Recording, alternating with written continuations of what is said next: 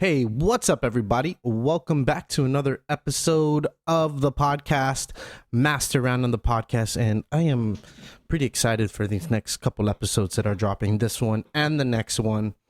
Special thanks to the crew over at VibeFest for hooking this up, namely Cody Guerrero. He's been pinnacle in getting these two groups up into the studio and on the podcast while they're on their short time here, and I'm nothing but appreciative towards him in helping making this happen. But first, to the sponsor. This episode is brought to you by PAYLESS ONE. They are your one stop for organic and natural products and education, located next to the Dedito Payless. They are your dedicated destination for organic food, home, health, and beauty products. And going back to the education, if you haven't seen or been to the PAYLESS ONE in Dedito, they do have an edu kitchen, and so does the Mighty location. And at the edu kitchen, you can actually take classes on how to better your nutrition, how to add nutritional value to the already nutritious diet that you eat, whether you do or not. And there's also courses for kids. So there's always a way to shop, learn, and stay healthy at PAYLESS ONE. Go check them out. They're open from 8 a.m. to 8 p.m. daily next to the Dedito Payless. And that's it. That's it for our lovely sponsor. Now to my guest on the show, brought to you by VibeFest. Happening on February 29th, 2020, which is tomorrow, according to my time clock. So I'm trying to get this going. And my next guest, he is the frontman, lead singer for 77 Jefferson. They are a reggae band based out of Kansas City, Missouri. His name is Joel Castillo. And super fun conversation. This guy just jumped off a plane, and an hour later he was at my apartment, aka studio, doing the damn thing, chopping it up, and we vibed right off the back. And I felt like I've known him for a long time. That's how much we vibed. And so I hope you enjoyed this conversation. It was a fun one, and yeah, just listen to it. Joel Castillo from 77 Jefferson on the podcast. Check it out.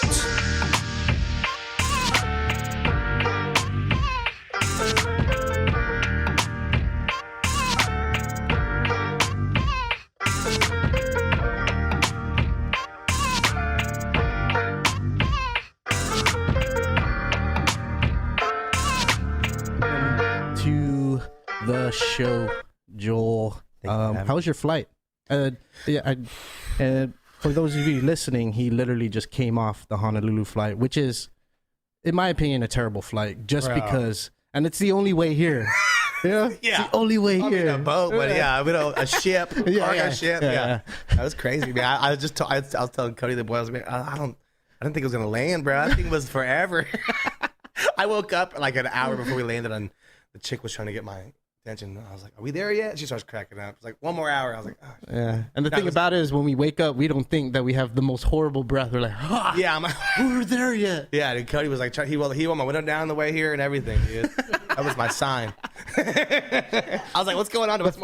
The first thing he offered you was gum, right? Yeah. Like, gum? Welcome to Guam. Welcome to Guam. Gum? Get tongs. But your first time on this side of the world? Yeah, man, this is as far west I've ever been, man. And born and raised in Kansas City? Kansas City, yeah. What era of that is it? Did you grow up in the 80s and the 90s? Are you 90s? 90s. I'm 34. Okay. 35 yeah, in May. I'm 33 in September. So if anybody asks, I'm 27. Okay. Just like any ladies or anything like that. No, I'm playing around. But what I realize is when we get to our 30s, it's the new 20s. I feel that. Yeah. I feel more confident in life. Yeah, no doubt. I mean, no doubt. We think when we get to our 20s, we know it all. And for some reason, it's so cliche to say that, right? Yeah. It's like, nah, you guys don't know shit. Yeah. You know? And it's like, I look back and I was like, damn, I really didn't know shit. I was like, I was a kid, man. I was a kid when I was 25. So is Kansas City, I've never been there. Is it a bigger, did you live in the city or the rural areas outside? So you got your city, and then you just got all the neighborhoods around it, basically. So basically the city, I mean, as far as you're just right there. I mean, it's the suburbs, you know, they would call it, but it's part of the city. Yeah. And it's a big city, man. As far as, you know. How many people we got there, Matt? You gotta look that up. Jamie, can we look that? I mean, Matt. I hope one day Joe Rogan hears my podcast. He's like, whoa, this is an exact replica of this show. Hey, Jamie, can we pull it up real quick? No, yeah. So big, very large city. Music very prominent. What kind of music was coming out of Kansas City when you were growing up? Really? Reggae, rock. Yeah, because punk music and stuff like that. That's the big thing, you know. Like when I was growing up. Yeah. Midwest. I'm thinking Midwest, so like Utah, right? Missouri, Kansas. You're way more east. Way more east than Utah for sure. Okay. You all know Tech Nine, right? Tech Nine, the rapper. He's from that neighborhood. Okay. So like, you know, a lot of hip hop and stuff like that. But growing up, a lot of rock bands and shit like that. So that's the kind of music you were, I guess you were attracted to. Yeah, growing up, I listened to like rock, punk rock, and stuff like that. And I slowly got into reggae, but it wasn't until I was like in high school, and it was like, reggae was always around when LimeWire came around and shit. Yeah, Napster. Yeah, no, but like my dad got me into reggae and stuff like that, and my oldest brother loved Barrington Levy and Steel Pulse and stuff like that. So that's what got me into that stuff. Like my dad and my brother. Yeah, for us here, if I try to remember like reggae music, we get a lot of Hawaiian music. Yeah. Jawaiian, you know, Hawaiians are allowed to create their own genres. So they took Jamaican and Hawaiian and made Jawaiian. And that was most prominent here. And then music on Guam is country, a lot of country based music. If you listen to a lot of old music on Guam, you hear that country twang. Awesome though, yeah. And then maybe towards the 90s when rock started coming around and people started going off island, getting influences and stuff, right? They'll come back and sort of share their experiences with, I guess, people here through music. Yeah. Right? And it's like when because you were the same age, so like there wasn't the internet. I mean, there wasn't no, not at all. Kids, you know. Yeah, and the first stateside reggae band that I've heard, you know, we've all heard of Bob Marley and Barrington Levy and Raid and Barris Hammond and all these guys, Gregory Isaacs. Yeah. And when the internet came around and LimeWire came around is when I first started finding California reggae music. Yeah. And stateside reggae music and Slightly Stupid was right there, at they were like the pinnacle. And then I take it back because there was Sublime. Yeah, of course. But I mean, we missed that. I mean, that wasn't our sort of era. Passed before they really got big. So for me, like I didn't even. It was like a radio thing for me. I got into Long Beach Dub All Stars before I even got into Sublime. Really? Yeah. And those were all the dudes that were part of that family or whatever. Because my brother brought that album. Did the Black Eyed Peas come out of that Long Beach Dub All Stars? Yeah, they had a song. Will I Am they were like, because they were already doing their thing, Black Eyed Peas, but they linked up with Sunny Days. Sunny Days. Days. Yeah. Oh man, dude, I love it. I love it. Before Sublime, it was Long Beach Dub All Stars, and then I got into Sublime after that, and it was just because of just the way what I heard first. You know what I mean? Yeah. When I was in 6th grade, I got introduced to Sublime. I became a skater. Yeah. I was influenced by my older sister's boyfriend who would take me. Yeah. Learn how to skate, go be quote unquote delinquents. Yeah. You know, good delinquent. Yes, you know? Of course. Like, all right, I'll try a sip of beer. You know? It's good.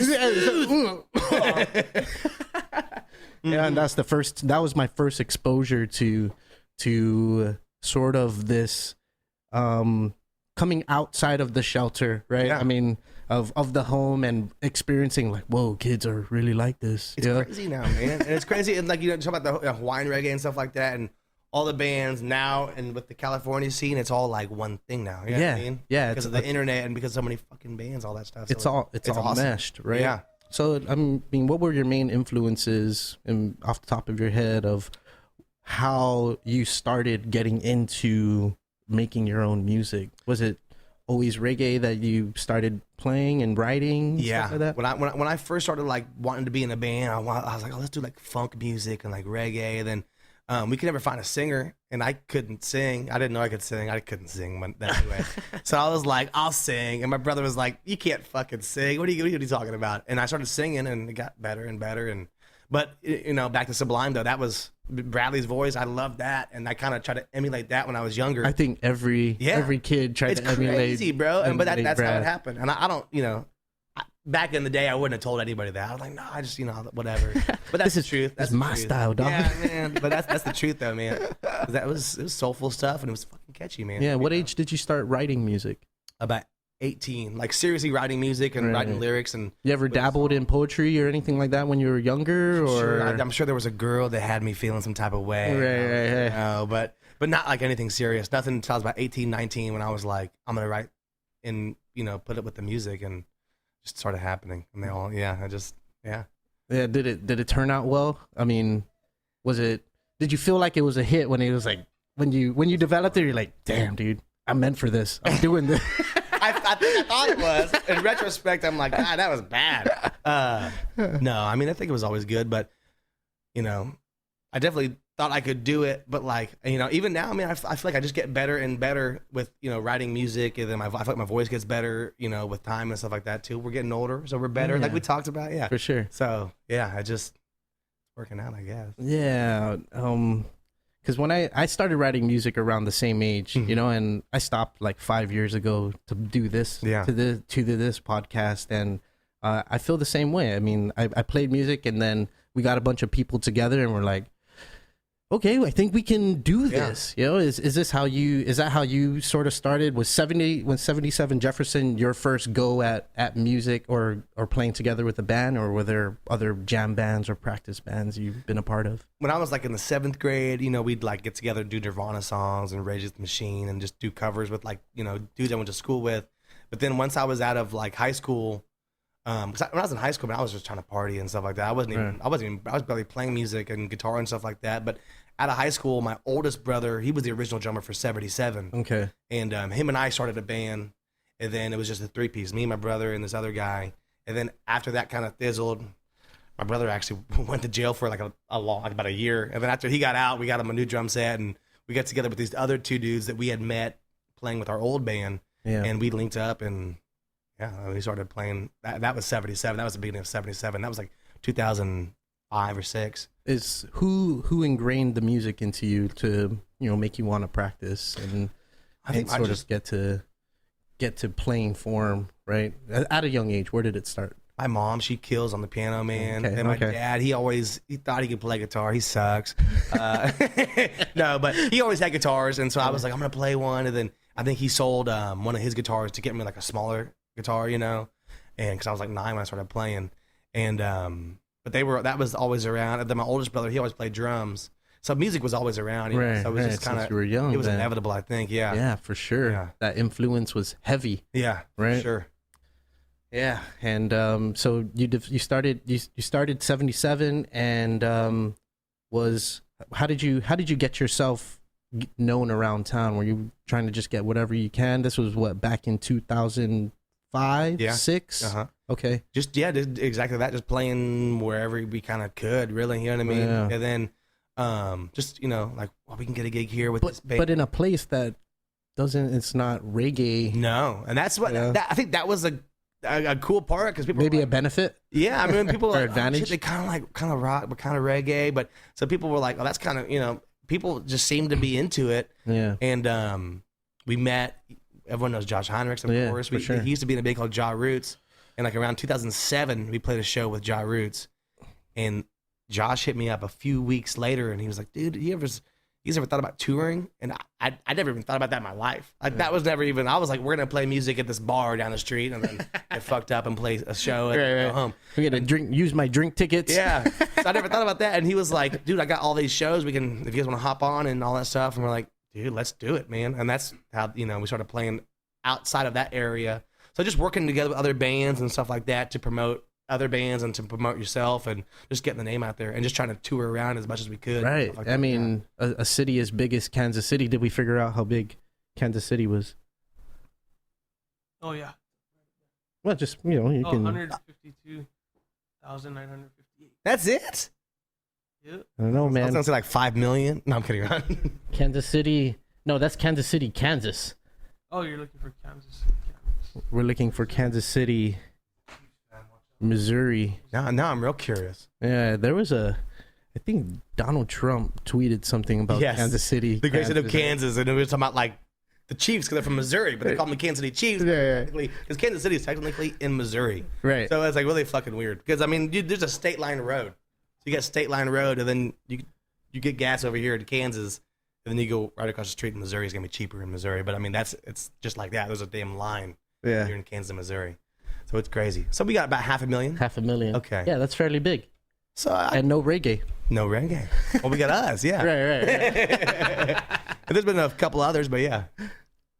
Yeah, man. So the influences of Southern California, because you can hear it in the first album. Yeah. Right. And Oh, I was kind of going through you guys' discography, Uh-huh. you know, and trying to see what the evolution of your music was.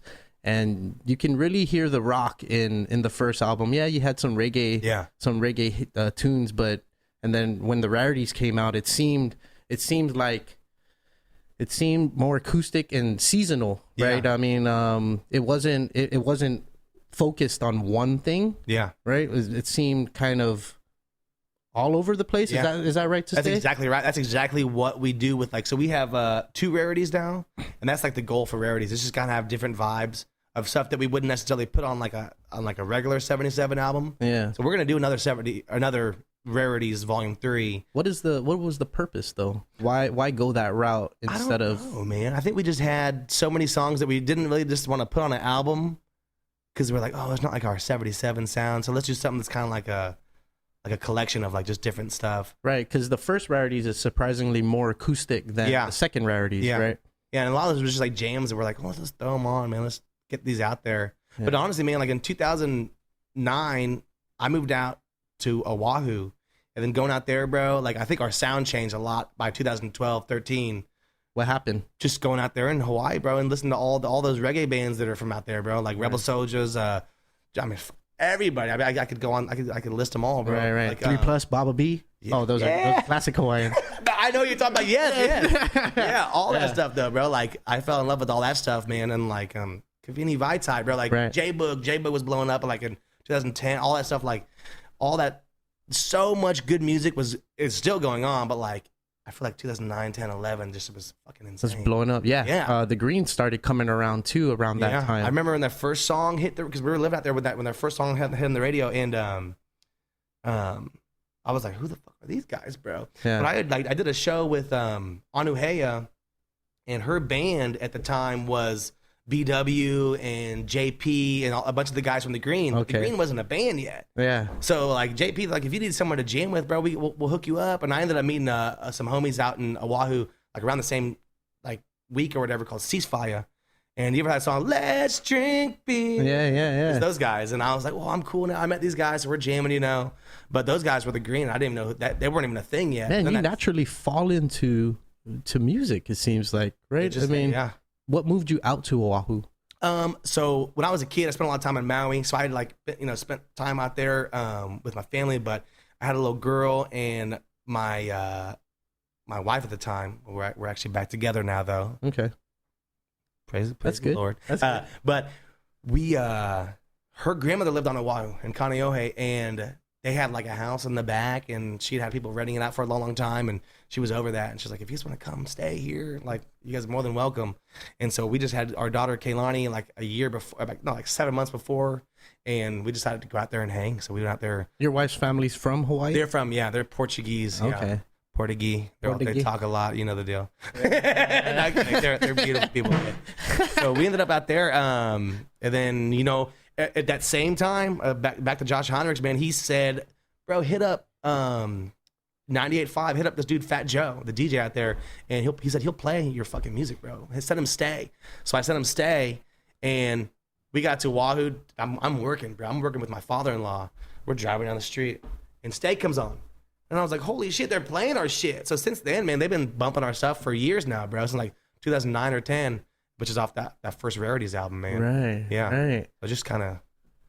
Kind of just snowballed after that. Yeah. That's cool, man. I mean, just the fact that you recognize the evolution of your sound, you know, I mean, for yourself personally, right? I mean, the other band members, of course, apply their own dynamic. Oh, yeah, yeah. Right? But for writing music, not only writing music and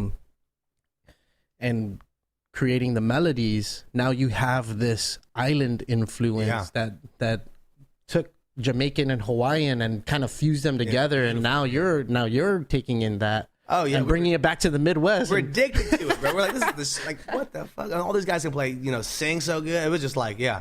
It just. How long did you spend in Hawaii? We went out to Oahu the first time when we moved out there for like 6 or 7 months. Okay. And we came back to record. I'm trying to think what album we recorded. I guess would have been. I don't know what album, to be honest, man. I can't think right now. But we went back to record music, and then we went back out to Oahu for about maybe 9 months or so. And then we'd always go out and stuff like that. Did you ever gig it when you were out there? Yeah, so the first time I gigged, I just was hitting people up in Anuhea. Had a song by yourself, like by myself. Okay. Anuhea, what was the song? I don't know if you know, but I'm kind of a big deal. It was like that was like her first single. And so I hit her up, and she was like, I'm doing a show at Tropics if you want to join us on the show. And so that was like my first gig out there. And then I was hitting some other people up, and then linked up with the Ceasefire Boys, and then I did a couple of shows with them. So yeah, just a few shows, nothing crazy. But I mean, I would try to gig as much as I could out there, of course. Right. Yeah. Was there a particular label that you were sticking with during the recording of your albums? And because I noticed that you went to Josh Heinrich's label for an album. Yeah, for Truth and Love, I think it was the album with that one was. And I don't even know why we did that. I mean, he's the homie. We've been buddies with him for a long time. You want to hear a fun fact? He's actually on the first 5 episodes. I want to say in episode 2. Oh, really? Of this podcast. Was he right here? No, he was. We were at Aru now. Okay. So how long are you gonna be here? Till Tuesday. Are you taking him to Retidian Eco Beach Resort by any chance? Yeah, man, it's definitely a place that you should visit, the Retidian Eco Beach Resort. Okay. And it's owned by a couple of by some of my friends. Okay. And it's beautiful up there, man. You know, like spend the sunset and stuff. Beautiful. And it's a private beach, and I think you would have to pay to go there, okay. Right? But it's it's absolutely beautiful. It's worth it, and that's where we recorded 5 years ago. The first one. Yeah. This Saturday we come up on the 5-year anniversary. Or you were coming up on the 5-year anniversary. Yeah, dude. Yeah. I'm happy to be here. it's fucking crazy. That's dude. awesome. You know, and that was when Josh Heinrichs and Skillenjaw was here for Trench Fest. Okay, yeah. And they were actually the first recording, but they're episode 2 because I needed a pilot episode. Mm-hmm. So the way things worked out, and we were in the middle of the beach. If you listen to the episode, it sounds so bad. Really? Sound quality so bad, but you can hear the ocean in the back. Chainsaw on the wind's blowing. Some kid blasting a 4-wheeler up the trail, you know? And this is before the eco resort was built. You know, they have like structures now. Oh yeah. You know, but yeah, before it was just trees, and that's what we did it right in the middle of the beach. Hell yeah! I can't believe we're doing this right now with a cool idea. Josh Heinrichs. Yeah, Skillenjaw. What's that? I was like, damn, I've been listening to Josh Heinrichs since maybe when Crucial came out. Yeah, you know? And that was very popular. Somehow it made it here to Guam, and it was very popular. And like back in the Ja Roots days. Back in the Ja Roots days. Yeah. When did that come out? When did Crucial come out? It had to have been. I'm gonna guess 2006. 2006. But that's just a guess. I don't know. Yeah. Let's see. That's the first time I ever heard from those guys either. This chick I knew, this chick I knew that she was like, "You ever heard Ja Roots?" I was like, "No," and she goes, "You guys gotta do a show with these guys," and that's what we did. And then it was that first show. Josh was like, "Dude, let's do some more shit." I was like, "I'm down, bro." Right. Like I said, we just thought we were just gonna be doing like the pubs around town. Did you mention how you met Josh? Through a friend who was always going to Ja Roots shows, named Ariel, and she was like, "You guys got to meet these guys. They're awesome." So I went to YouTube and I looked up Ja Roots, and then the Crucial video came up. Yeah, what year is it? 2006. Damn, 2006. I'm good. Same, damn. Yeah. Yeah, okay. All right. We don't have to look it up, Matt. You no longer need it. It's the Corona premiere. That's what it was. Dude. It's got me thinking straight. It's got the memory of. Cheers, by the way. Cheers. And congrats on 5 years, brother. Yeah, man. Thank you, man. Thank you, guys. Thank you. If you want another one, just let Matt know. And Whenever you got time, man, I'm in no hurry. how do we get here? Oh, yeah. So they were on the first couple episodes, and or the first episode I recorded, and it's pretty cool that we're able to talk about it, and it comes full circle. Yeah. With 5 years. Yeah. And what was I talking about? I was talking about going to the label. Yeah. Gone with Ganja Records. Yeah. So was it the first 3-4 albums, right? Where was that under? So I don't know if we had anything going on at that time as far as we were pretty under anything, but we've always done it ourselves. So everything ourselves. So basically, so when I said that my brother was the original drummer, it was always, it was me, my brother who played drums, Miles Brown, who was at the time our guitar player, and then we had a bass player named Mike Dunn. Ryan and Mike are no longer in the band, but Miles moved over to drums, but since day one, Miles has always been our producer. Okay. So after we released that one on Ganja Records, thank you so much, brother. After we released that one, we started, Miles started basically it's called Staywise Media, Staywise Records, where we just, because we already did it ourselves, so we might as well make a name for it, you know what I mean? Mm-hmm. But all the production on that stuff, that's Miles. In-house. You know what I mean? Yeah, everything. Garage style. Yeah, bro. Videos, everything, man. Really? Yeah, people are like, who did your video? I'm like, Miles did our fucking video. Yeah, he did that shit. Who recorded that song? Miles. Not only is he the drummer, yeah, and the guitarist. Yeah. He's also my heart surgeon. No, I'm kidding. Motherfucker's bad, man.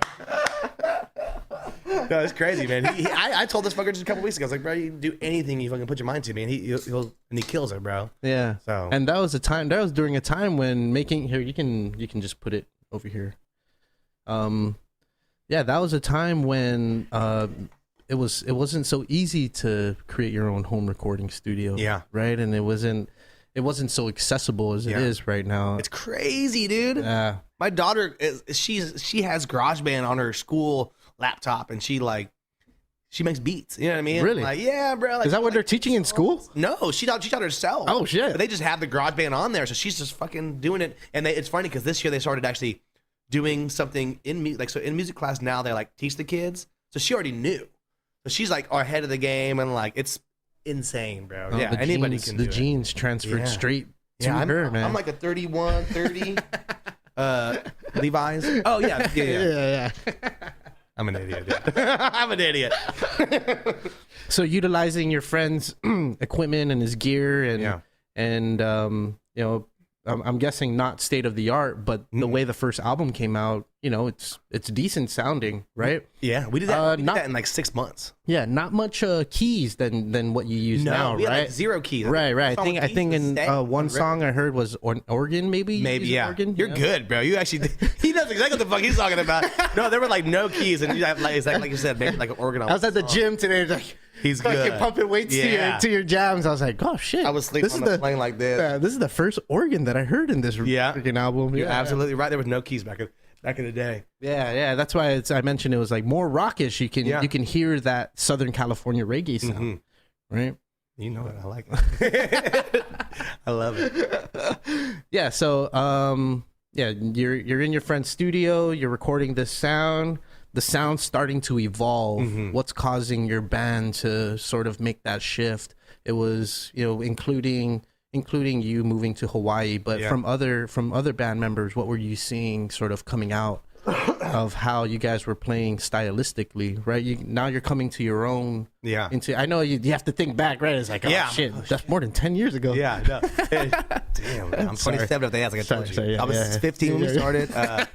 No, I don't even know, man. So we've had a few other members, Miles and I. We've had other dudes come through the band since then. But I mean, it's just whatever we're into at the time. That's kind of how it goes, And we started getting really into Miles is into all just completely different stuff that I'm into. I'm into different stuff that he's into, but we all like a lot of the same, a lot of the Hawaiian reggae. We all love soul, soul music and hip hop and stuff like that. Right. So it's hard to pinpoint it, but I mean, it's just come together. It's just It's just what it is now, Right. man. Yeah. And I guess the direction of an album. I've never recorded an album or anything like that. I have a funny story.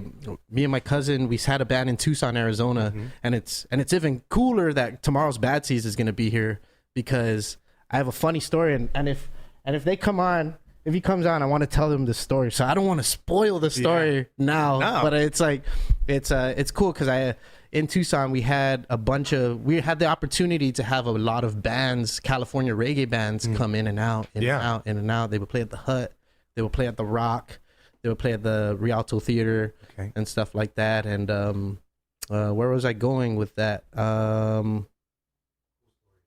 Yeah. No, gosh, the Tomorrow's Bad Seeds kind of freaking threw me off here. Playing music in Tucson. Evolution music. Writing an album, recording an album. Yeah. Oh, yeah. Okay, so we recorded this album. My cousin goes, "Yeah, dude, let's go." It was like 5-song EP, quote, unofficial EP, right? Yeah. And we go to this recording studio in this dude's garage, and this dude's garage is like the longest room I've ever been in. It's like a 6-car garage or something like that. And it's baller shit. Yeah, man. it's not even like filled with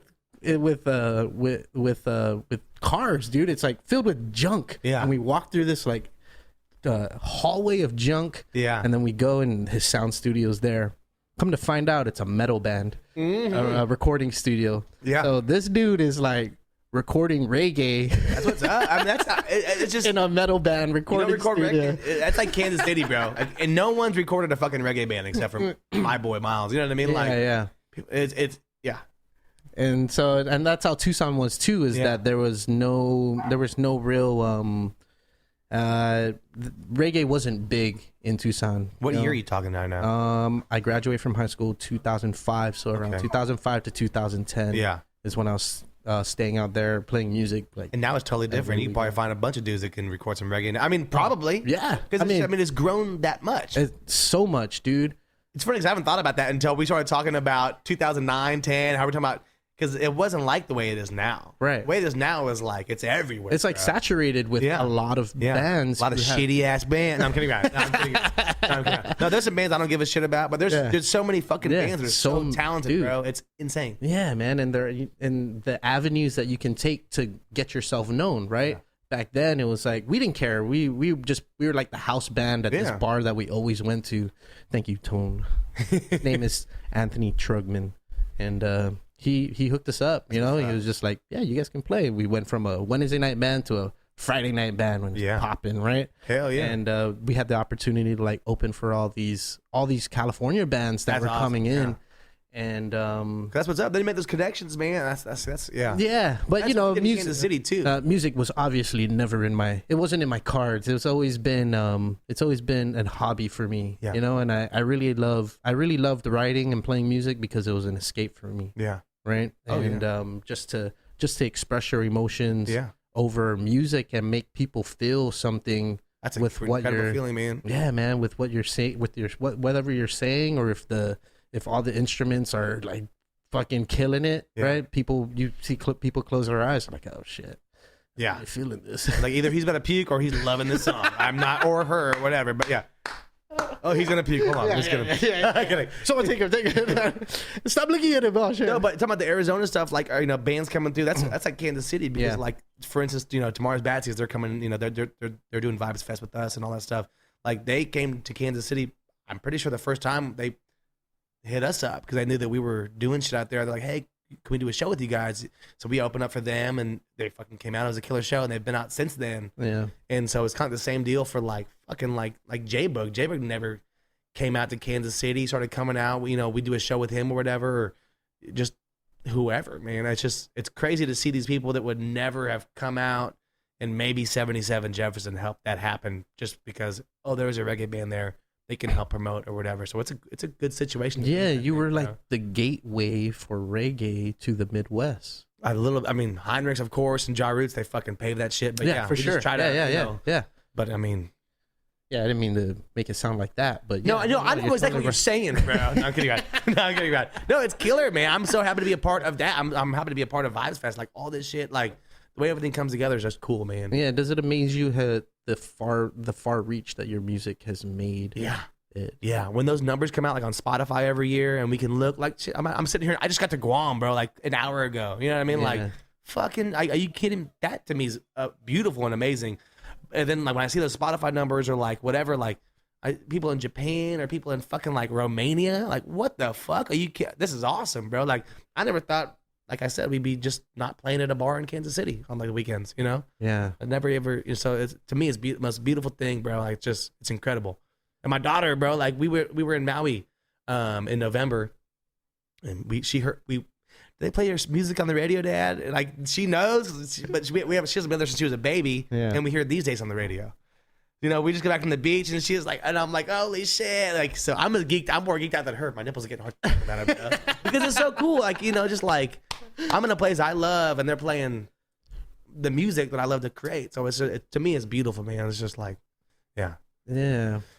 So after and you can hear when you recorded with under Josh's label, it became heavy bass, and the keyboard started being really introduced to your music. And what made you want to stick with sticking with that evolution? I just think we couldn't go back after that, man. It's like to me, like I remember seeing Morgan Heritage. No, we saw Gramps Morgan, and I remember they were setting up before they even played, and they didn't even have a guitar player in the band.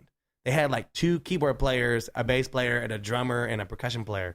So I'm like, dude, like to me, keys are like the most crucial thing. I could go without guitar in a band. I could just, you know, it's great to have it, of course, but like to me, those keys are real crucial on like the, you know, just keeping that rhythm. Right. So for me, it's got to be there. Yeah, you can really tell it's rounded out. Yeah.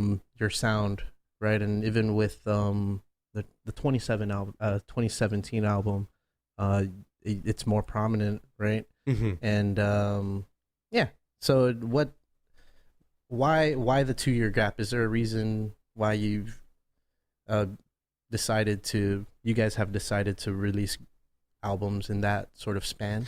Is that what it's about? Man, that's what I noticed. Like, it was more consistent in the beginning, you know, like it was maybe like a year, yeah, and then it kind of the last maybe like 4 albums. You are good, bro. You're really good. No, that's how. Because I remember. Hey, bro, I have to do my homework. No, I love it. Cause now I'm thinking back. I'm like, we were doing it every year. I think it's just you know, like me having a kid, and then just everyone being busy, and then our bass player left because his father got sick, and then getting new guys in the band. It's just like it's hard. We have like a whole album ready to go right now, and you know, we just gotta get everything together and put it out. Like the last thing we did was the Heartbreaker single. Mm-hmm. Yeah, was a year ago. It was a year ago this month, or a year ago last month. It was Valentine's Day last year, not this past year, but you know.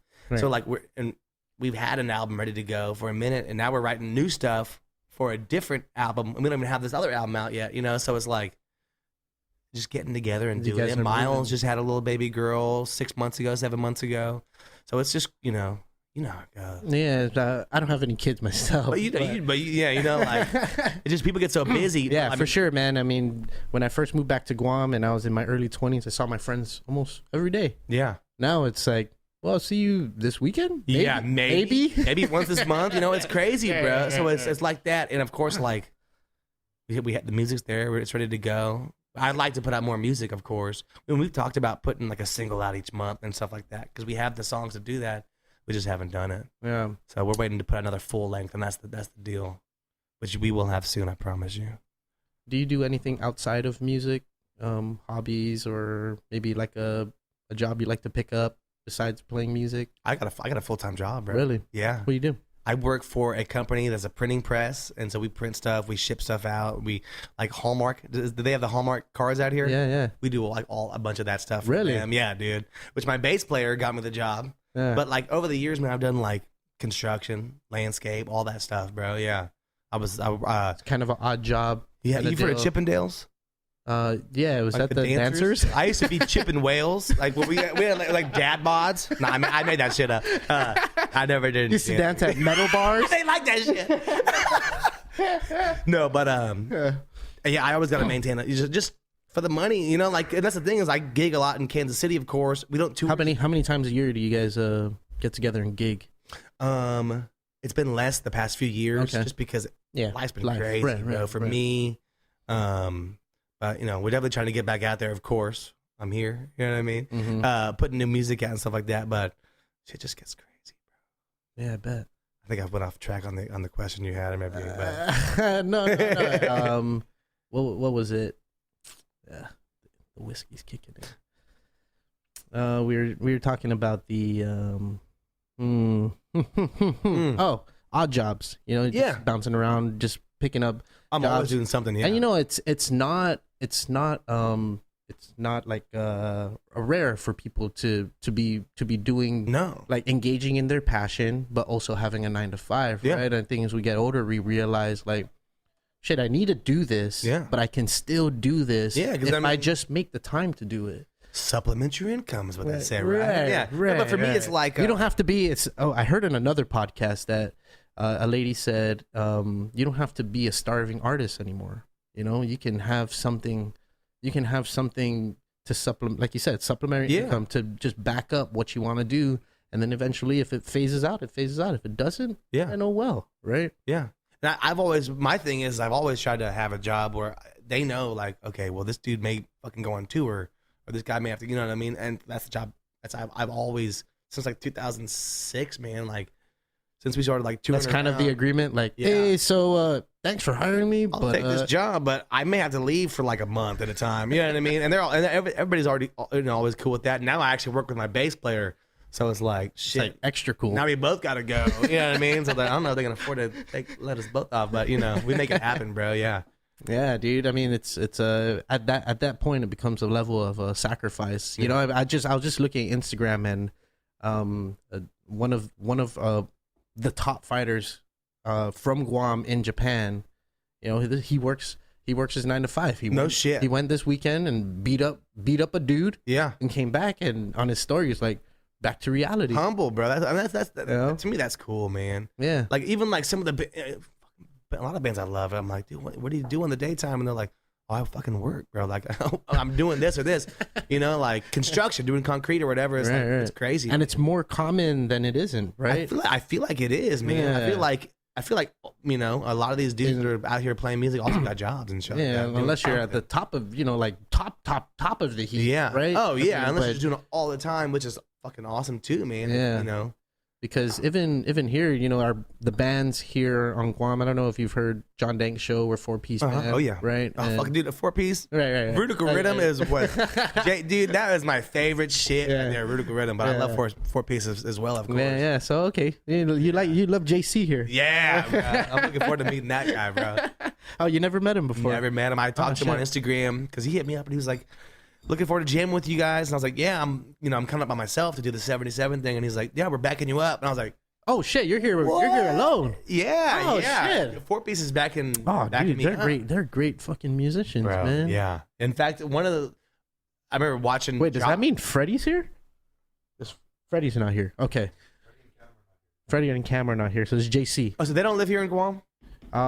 Freddie, I believe, lives in Florida. Oh shit, I didn't know. And and Cam lives in LA.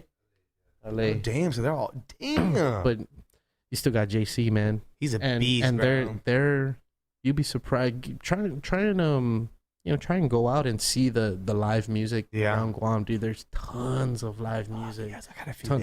We got a lot of shit going on this week, but we gotta go see a live show. Yeah. Cody's taking me. What's today? Might maybe ride in the back of that damn thing again, but Tuesday, whatever. On Wednesday, there's a band that used to play back in the day, and they're just all tremendous musicians. I don't know what they go by now, but I believe it's like a mixture of Renaissance and Service Entrance, I want to say. Over in Hoffaday Exchange. I don't know which is it. Is it Good Times? I think it's Good Times. Yeah, sounds like a good time to me. Yeah. It's a super small bar. It's in this place called Little Manila. Okay. And yeah, 4 for 4. They're a bunch of dudes. Can I go with you guys? Is that cool? Can I cruise you guys? Yeah. Cool? This is cool for sure. Like, nah, dude, stay in the hotel. Stay in the closet in the hotel room, okay? I'm coming out the closet. Is it safe to come out now? Cody? Cody's not here, motherfucker. Just entering. Yeah, 444. They're another tremendous band. A bunch of young cats. I believe they're in their early 20s. Like me, like us, bro. Yeah, like us. Like, Young bucks. Young calves. yeah. Matt can qualify for that. But Jamie, can you pull a number? Can you pull up some 444 music? No, I'm kidding. can you pull up their ages, please?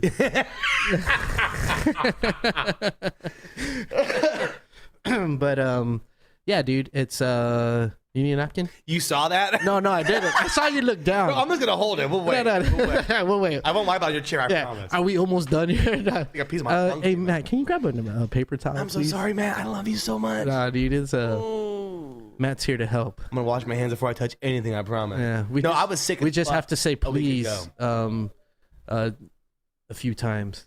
One time. Right, Matt? I appreciate Matt's you, the man. a lot of napkins for that one little, but it's whatever.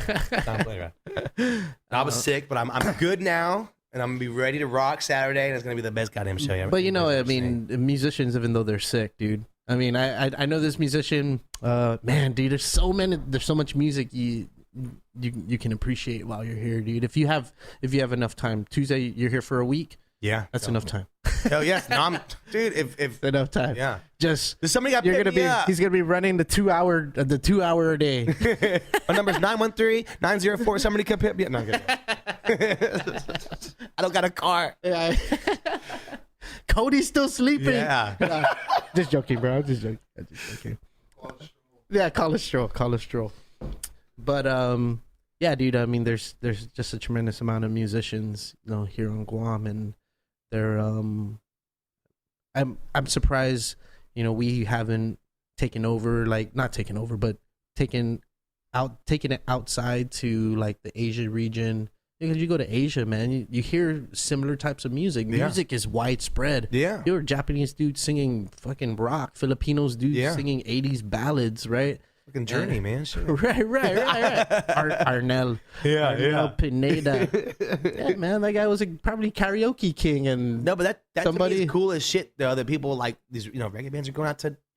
To me, it just blows my mind that it doesn't blow my mind, but it's the culture. Everyone loves that culture, like Southern California culture in Japan, like that being huge, and just like fucking all these bands go out to Japan to go play reggae, and everybody knows their songs or whatever. Like that. That's fucking awesome, bro. Yeah, man, and it's cool. And I'm just waiting. There's been like sort of this renaissance with the culture here on Guam for the last like 4 or 5 years, and music has really been like through the roof, right? And in the last 5 years, we've seen the most albums come out. And I want to say any decade. And it makes sense, right? Because you can just record an album in your home. Yeah, right. And I think it's awesome, man. Music is so available, as long as you have gear, and it can be shitty gear. MVP, minimum value product. I like that. Yeah, that's not an original thought. That was learned from someone who probably learned it from someone, but I'm not too sure how far it goes after that degree. But yeah, back to your music, dude. How do you see your music evolving for this next decade? Maybe a decade's too far to look forward to, but let's just say, how do you see it evolving for the future?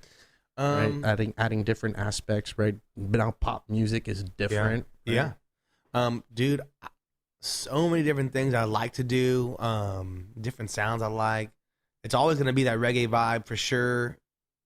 For the most part, I feel like, but maybe some like neo soul stuff like that. I love old school like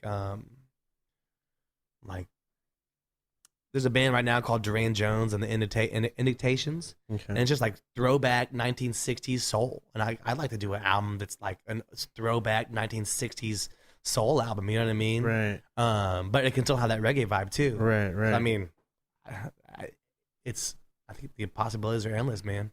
But I'm never, reggae for me, that's my number one love. You think you'll bring, like, try to attach yourself to the rock sound again? I mean, you can sort of still hear it, right? With your sound. Oh yeah, for sure. Like, I mean there's always gonna be, especially a live show. Mm-hmm. It's funny because like on their albums, like some of these songs like that we have out, when we do them like live, it's you'd be like, holy shit, that's like a rock song now. Right. Because live we just fucking kind of go crazy. You know what I mean? So that rock element, it's always gonna be. It's there. always gonna be there for sure. Yeah. What are your thoughts when let's go here before we go there. Yeah. What's your writing process like? For me, I always come up with like the guitar, like a guitar melody or whatever, Mhm. and then from there I always try to. Normally I'll like start like kind of humming like a melody in my head for like lyrics.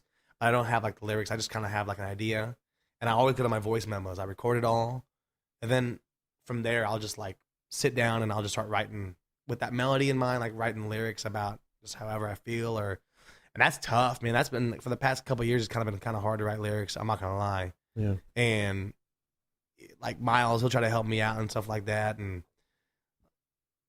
I think people are like that. People don't think it's that hard, but I honestly, man, I'm like, I don't want to like write the same song over and over again. And I feel like that's what I'm gonna do. Only sometimes. write about the same thing, or the same topic. I love you, girl. I still, like, no, I'm kidding, but you know what I'm saying, like smoking bud, yeah, man. No, puffing weed. How else can I say this? How else can I say this? No, but for real, it's like, I think, I don't know, man. It's just more. I think the more I live, then the easier it's gonna be, man. Just like the more life experiences, then it's gonna be easier to write music. But for me, just writing music, it's always about just finding like the few chords that fit together. And like if you listen to 77 songs, they're fucking simple, bro. Yeah. 2-3 chords, Okay. not really even a change all the time. You know what I mean? Not like a bridge, all the stuff like that. But the goal is just to make it sound pretty and like catchy, Right. and also have like a message to it. You know what I mean? But always I would just go with like the few chords and then just try to like put a melody, because to me the melody, like the way the lyrics are laid out, to me that's the most important thing to me. You know what I mean? So I and always want to. You use a lot of words too, in your music, right? Yeah. I think it was rare where I heard you kind of say just short lines and pause and then short lines. It was very continuous, as if you were speaking. You listen to 77. As if you were speaking, right? Yeah. Is that what you're aiming for? Kind of, yeah. Where it's just like, and just keep it moving. It's harder than it fucking sounds like sometimes. You know what I mean? So for it's like, sure. And then just not saying the same thing over and over again. You know what I mean? Right. I'm not gonna lie. I write a lot of love songs, man. Like the majority of those songs are love songs. If you look at all those, like even the titles or whatever, Yeah.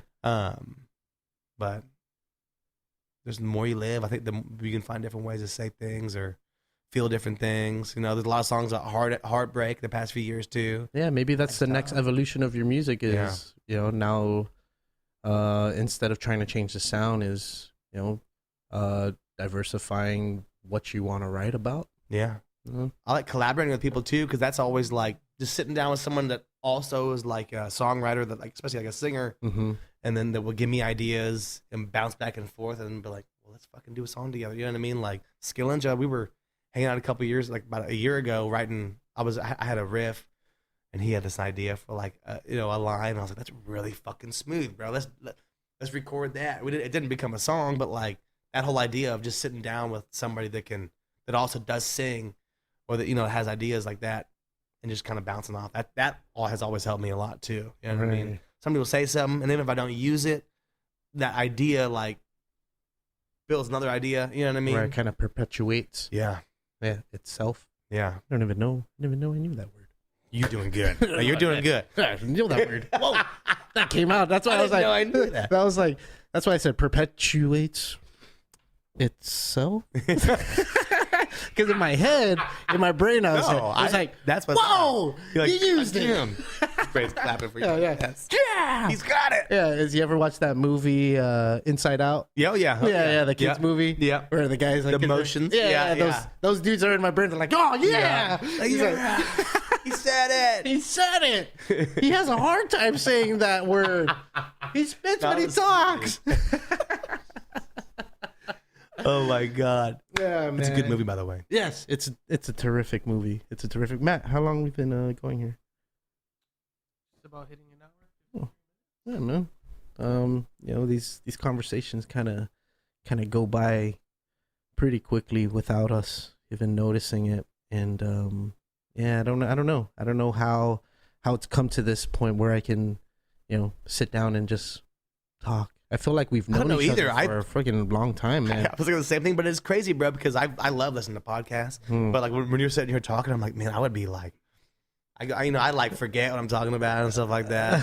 But, I'm kind of weird sometimes. Like, Yeah, we kind of get lost. We kind of get lost in time. Before we used to have a clock back there, and like, I better take away the clock. No, that's almost too much pressure. I feel like. Yeah, you're kind of like, Yeah, we try to hit a certain point, but it's not like we're trying to worry about what we're like hitting, like not making time, right? Oh, because there's always shit to talk about, of course, right? Life is like completely revolving all the time. It's crazy, man. Yeah, but silence is golden. It is. Silence is completely golden, and I freak out. I was having a conversation about this with someone on how language is very interesting in the sense that before we never used to talk to each other, right?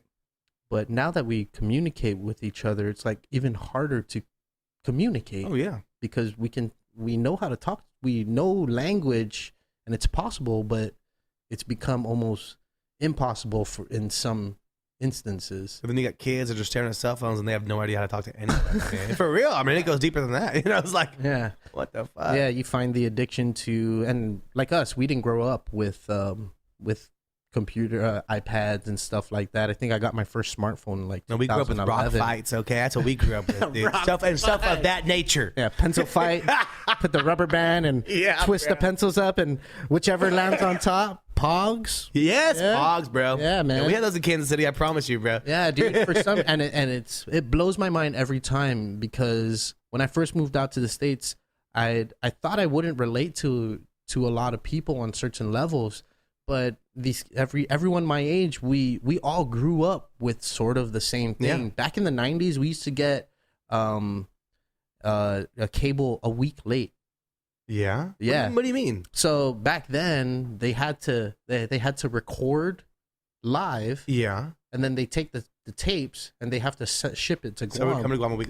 No shit. Until it'll show up, and then we're watching everything a week late. That's awesome. But it's live for us. You know? It's live because this is the first time we're seeing it. Yeah. And it's not like the internet will ruin it. Yeah. It's like this is the information we're getting now a week later. Yeah. That's so crazy to think about shit like that, bro. Because now everything's right there. Yeah, and so our influence, the Western culture influence, right? The Western influence has been so heavy that now when I went out there and I was talking to people, I was like, damn, dude, we basically did all the same stuff. You ever go on like Facebook or Instagram and it shows you like nostalgic stuff? Mm-hmm. Oh yeah, like damn, yeah. People wrote that S thing, you know? Yes. I'll do it right now, bro. Boom, boom, boom. Yeah, dude. I do that everywhere. All my fucking notebooks were covered in that shit in '94, bro. Are you kidding me? Yeah. I was like, what's a word that starts with S? So everyone trying to do the Stussy symbol. Yes. Stuff. Yeah, it's playing with Legos, and so it's like eating boogers. You know, like y'all did that too, right? Yeah. Sure. You're like, we're gonna cut this off. We're done. Yeah, Matt, end it, please. No, but it is crazy, man. Like, I don't know, man. But I'm not gonna lie. Then this is like just kind of what we're talking about. I miss the days of like the no social media and all that shit, bro. I miss that shit. I miss like going in the CD warehouse and going to find a fucking CD. Like that's how you find out about bands when I was a kid. Yeah. CD warehouse, of course, we all know what that is, even though we don't know what that is necessarily. I'm sure they didn't have a CD warehouse here, but it was a week late here. Yeah, but there's a warehouse. The CDs, you know what I mean. But you go in there and just look for like the reggae section or punk section, and he's like, that's how I found out about music. Right? When I was a kid, I didn't know because we didn't have the internet. Like we didn't know about like you couldn't just go find 1,000 fucking bands. You had to go in there and like look for it, and if you did know something, you had to tell them to order it. And I don't know where the fuck they got it from, but yeah, I can still enjoy that sort of action. Yeah. Because I love records and I love sifting through records and just putting physically putting my finger it's cool to see the art finger through it, you know, and seeing what they were putting on their album covers and the way their album covers opened up and stuff. The different ideas like Bob Marley Catch a Fire, like how it opened up and it's a zip up. Okay, dude, it's so funny you mentioned that because that's my holy grail. Hell yes, that's my holy that grail, album. Dude. That album. I didn't have that. I had the loogie thing on my hand. Oh. I'm gonna do the knuckles. Yeah. Bro, yeah. Catch a Fire to me is one of my favorite reggae albums of all fucking time, bro. God, bro. Of all time, bro. That Man. sound with and then with Peter Tosh and Bunny Wailer and Bob Marley still all together with that fucking bro. Yeah. Classic. So good. Yeah, before I used to, when I was gigging in Tucson and I lived down the street from the bar, I would watch an hour before we play. I'd just go and watch, especially if we were given the opportunity to open up for another band. I'll watch Bob Marley's live show. Yeah. You know, and it's just like inspiring. Hell yeah. You know? But yeah, going back to that album, it's like, that's my small record collection there. You know, every time I go to a different place, I try to pick up a different record from that area, try and listen to their sound. And, Yeah. I didn't know Koreans play blues, dude. And Oh shit. yeah, dude. I didn't know that's on the. I mean, I would assume somebody does, but like that's a huge thing out there, or it wasn't a big thing, or you know, I think back then it was these influences coming in. Maybe Eric Clapton during that time, right? He became worldwide, and and BB King, of course, right? And so they, I'm sure it's made its way to Asia, and people kind of latched on, or they traveled to America, experienced it, and came back, right?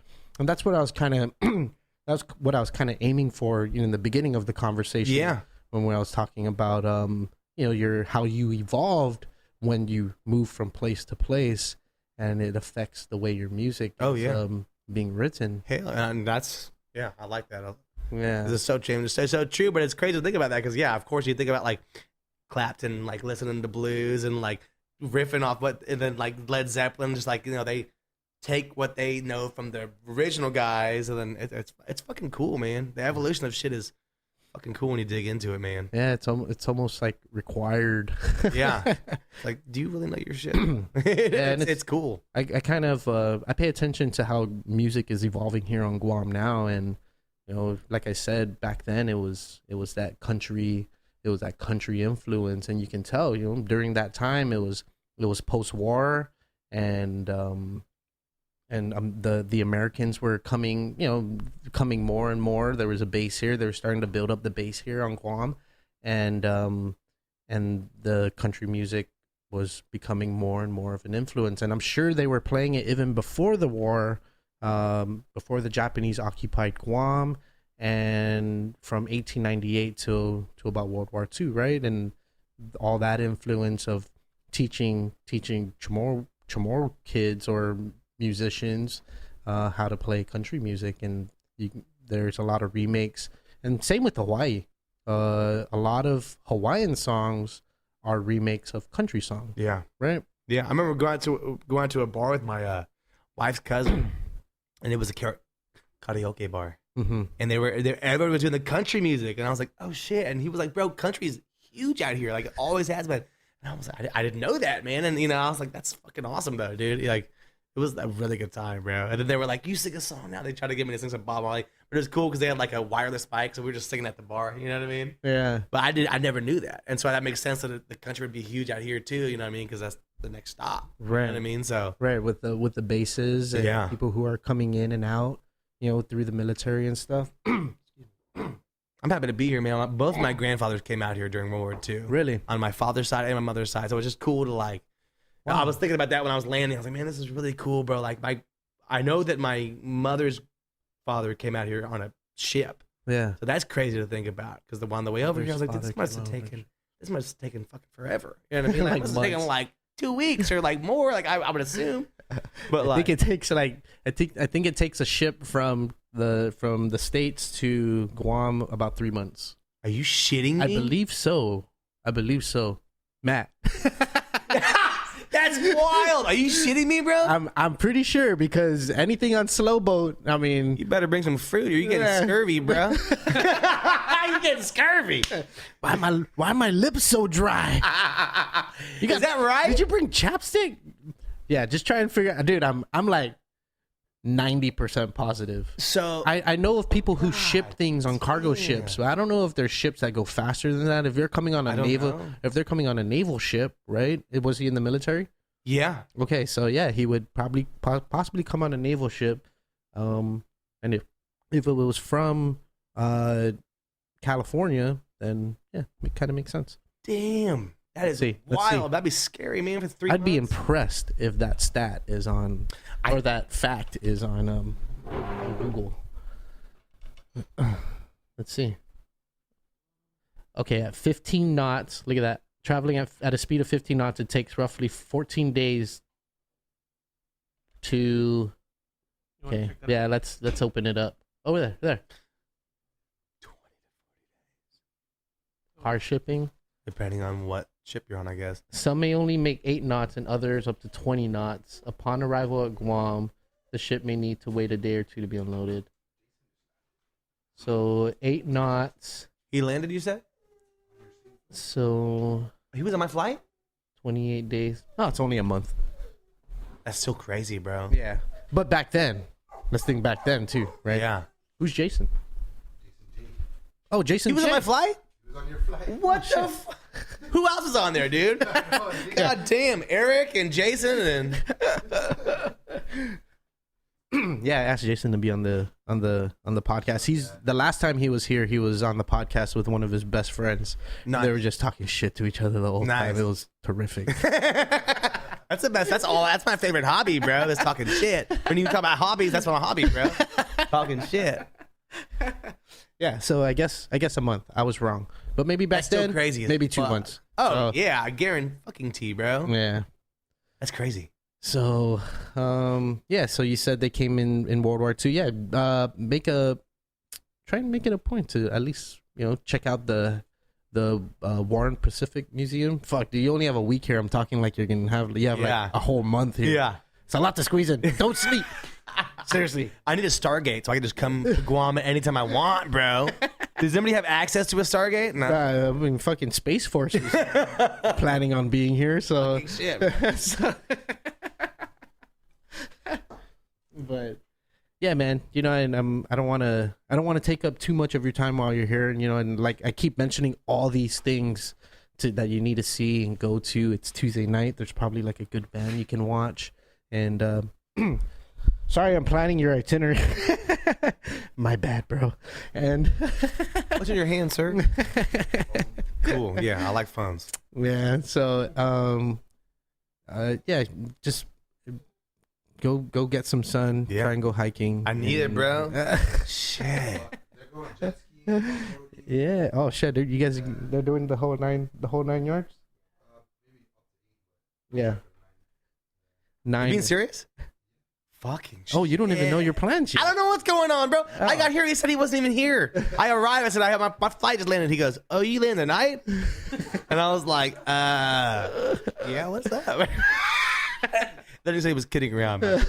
I was really scared. I was like, what the fuck's going on? I'm in a third world country by myself, and my driver doesn't even know where I'm at. What airport are you at? Is there one airport in Guam, or are there 2 airports in Guam? Hey, you want to hear something funny? Oh, Someone shit. put in the wrong fucking Oh abbreviation. no! Oh no! So we were just like, oh shoot. So I mean, everything's cool. Yeah, And she's from Amsterdam, so she has no idea what the fuck is going on, I'm sure. She's, she's like, No, she doesn't even know. her mom, her parents are like, so where you going? They're like, Guatemala? the Pacific Ocean, like somewhere. Guatemala's not in the Pacific? Is that the Pacific? I don't fucking But honestly, and when I was out there, I tell people I'm from Guam. They're like, "Oh, Guatemala."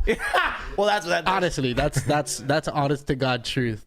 And it's like, yeah, sure, Close. sure. I really, Yeah. Close to there, go east about or west about 7,000 miles. About 20 days by ship, depending on 8 or 15 knots. Depending on how many knots your ship is going. Oh man, that's too good. Oh my god, bro. But yeah, dude. Thank you so much Thank you, man. for agreeing to do this. I mean, fuck, right off the plane. I didn't agree. I I told you I didn't agree to a damn thing. He put me in a fucking car in the back. No, I'm kidding. I appreciate you. I even texted Cody. I was like, "Hey, dude, if if he's down, you know, if he's game, it's all good. We're game if he's game. Yeah. And I can't imagine getting right off the flight and going to someone's house or going somewhere. It was just a 24-hour trip. Bro. Yeah. No, I slept the whole fucking way, bro. Dude, you guys are awesome. Dude, you're fucking cool as shit, bro. I'm Thank you, bro. happy to do it. So I appreciate you guys, man. Yeah, dude, I appreciate music. I have a deep love for music. It's been one of my many escapes, you know, from reality, dude. Yeah. And to be given the opportunity to talk to people about things that they love, and especially about when they love music, it's a pleasure and an honor for me to do so. So I appreciate you having me on, bro. yeah, dude, especially. Are you coming out Saturday? Yeah, The VibeFest? I can't have you on the show and not show up. Okay, yeah. Okay, good. And it's my 5-year anniversary. I might not even be coherent. Yes. You know? Which? 2 general admission tickets to give away right now. Right now? If you're listening to this podcast and you're on Guam, 2 general admission tickets to give away to VibeFest. And I'll do it on my Instagram too, you know, because that's what life requires us now, is to Instagram You shit. just tag me at hashtag Chippin' Whales. Whales, HUA. Whales. Whoever does that first will get the 2 GAs. I don't know how you guys do that, but yeah. Dude. Yeah, dude. I love your vibe. I love your style, dude. And you know, I've been listening to. I've been catching up on all the music that you've put out, and it's. I love it, dude. And I won't be surprised that many other people here. You will find a lot of new fans when you play on Saturday. I'm looking forward to it. I'm LBN, a little bit nervous, but we'll be good, bro. No. Don't be nervous, dude. Where it's island style. Once you get the vibe of you know, of the people in the community and stuff, you'll feel right at home. I'm out by having a good time. I can tell you guys are too. So I'm excited, man. So, anything before we cut it out? If you're anything you want to put out, how people can follow you, when the next album comes out, the EP the single that came out last year. Kona agrees. Kona loves it, dude. This is my thank you for coming on the show and sharing your thoughts, sharing your experiences, and sharing your story. So the floor is yours. Anything you want, and your time starts now. Now I got 10 seconds. No, I just want to say thank you guys for listening. Thank you for having me out, brother. Thank you guys. But yeah, just follow 77 Jefferson. That's 2 7s Jefferson at anywhere you guys listen to music, or on Instagram, MySpace. I'm kidding, right? Facebook. There's a MySpace. I'm sure it's still there, but There Facebook, is. all that stuff. MySpace is actually a music-driven. That's crazy, bro. Social media. I tried to like log into my old MySpace. I couldn't do it. I did. Looking up all my codes. I think I was able to maybe like a couple years ago. Oh yeah, Just like see, I was like, whoa. it's all music now. Yeah. No, but yeah, if you could follow us, or download music, that always helps. But we'll have new music coming out. What month is this? Is it February? Mm-hmm. At least by midsummer, you're gonna hear some new 77 Jefferson for sure, at the latest. I promise you that. So Okay. yeah, it's recorded. We just gotta get it out there. Right. Yeah, get some Just gotta videos and promo. Gotta press enter, right? Yeah, exactly. That's all we gotta do. Yeah. And it's up. You're awesome, bro. No, I appreciate you, man. Thank you, bro. And next time you find yourself in Guam, you're more than welcome to. I got your address, but I'll be right here, bro. What, I know where we are. Wait.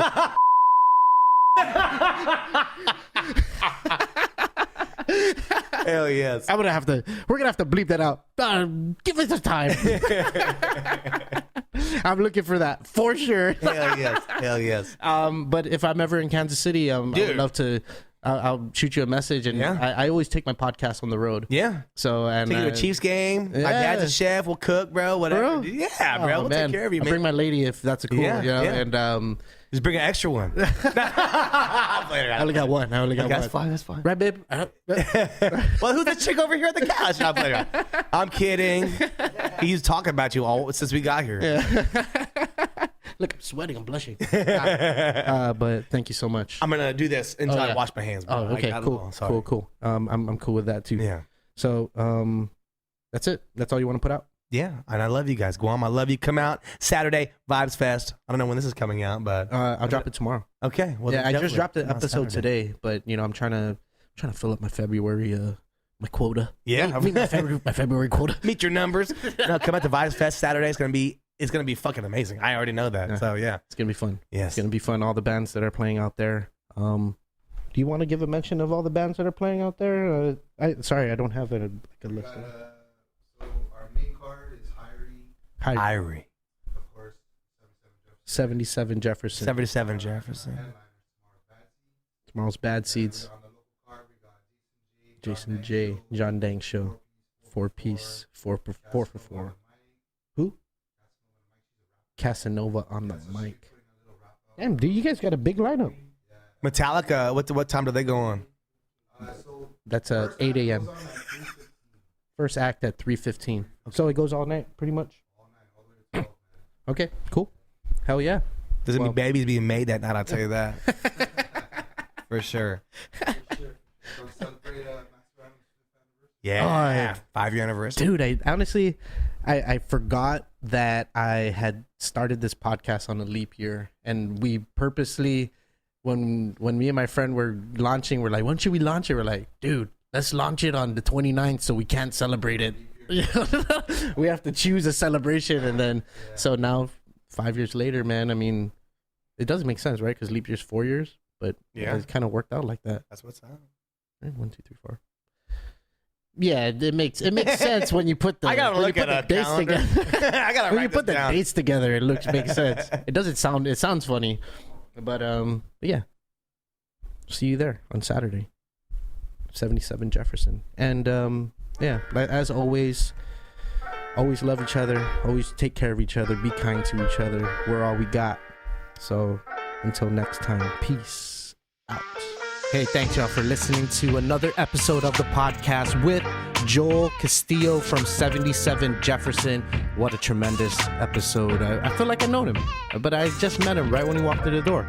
Special shout out to the sponsor, PAYLESS ONE. They are your one stop for organic and natural products and education. Go visit them next to the Dedito Payless, 8 a.m. to 8 p.m. daily. And yeah, support us on Patreon if you'd like to. And don't forget to rate and review the podcast. It helps a lot on the Apple Podcast app and everywhere else that they have the podcast available. YouTube, Spotify, Google Podcasts. It's all there. And just remember, always love each other. Always be kind to each other. And until next time, see you later.